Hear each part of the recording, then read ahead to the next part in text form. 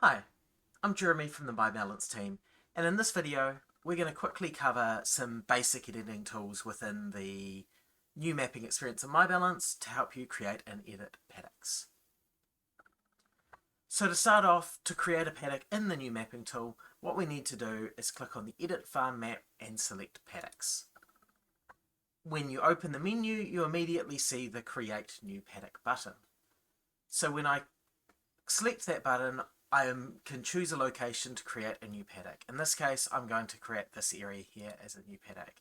And as soon as you start clicking, you can add different points to your paddock boundary, and it'll give you some guides as you move through to indicate where your paddock is going to end up.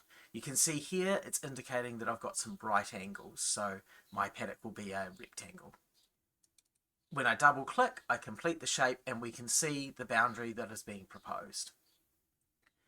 Of course, naturally I can give it a name and select whether it's productive or non-productive. So in this case, I'm going to call this new paddock and leave it as productive.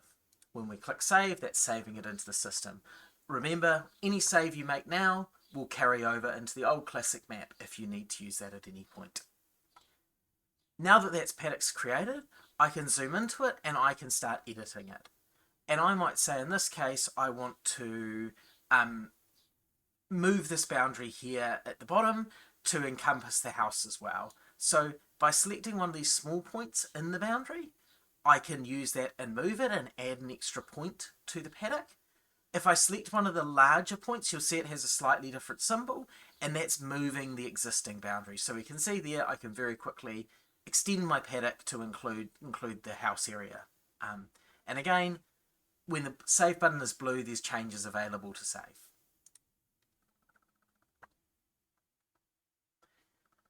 If I'm not in this editing menu, in this view here, the default view, just clicking on a paddock gives me the ability to edit it. So you can see here, I've got my edit button up at the top. So if I click on edit, I'm straight back in this tool and I can start doing changes to the paddock as I like. So I might want to add a new label or change it to a non-productive area, and both of those can be done very easily and then saved. In addition, when I am editing this paddock, I do have some helpful little tools to assist if I make a change that I don't like. For example, we can see on this toolbar on the left-hand side here, we've got the ability to undo a change. So if I've made a change to that paddock and I want to undo it, it's as simple as clicking undo. I can also, through that same toolbar, if I select a vertex or a point on the paddock, I can see it selected in blue, and I can then subsequently delete that point. So if I didn't want that anymore, I can just delete it as simply as that. Again, click on these smaller points.